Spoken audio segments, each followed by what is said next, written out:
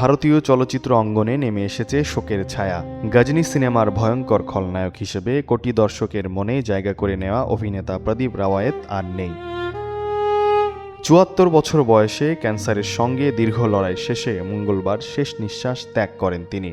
কয়েক বছর আগে ক্যান্সারকে হারিয়ে সুস্থ হয়ে ফিরেছিলেন প্রদীপ রাওয়ায়েত। তবে সম্প্রতি আবারও মরণব্যাধি ক্যান্সারে আক্রান্ত হন। গত ১ মাস ধরে হাসপাতালে চিকিৎসাধীন ছিলেন তিনি, কিন্তু শেষ পর্যন্ত চিকিৎসকদের সব চেষ্টা ব্যর্থ করে না ফেরার দেশে চলে যান এই বর্ষিয়ান অভিনেতা। শুধু গজনী নয়, লাগান, সরফরাজ সহ অসংখ্য জনপ্রিয় সিনেমায় শক্তিশালী খল চরিত্রে অভিনয় করে তিনি দর্শকদের মুগ্ধ করেছেন। এর আগে টেলিভিশনে জনপ্রিয় ধারাবাহিক মহাভারতে অভিনয় করে ব্যাপক প্রশংসিত হয়েছিলেন। প্রদীপ রাওয়ায়েতের মৃত্যুতে শোক প্রকাশ করেছেন ভারতীয় চলচ্চিত্র অঙ্গনের অসংখ্য তারকা ও ভক্ত।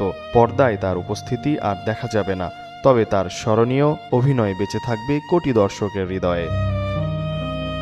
Salman Farhan, mirror entertainment.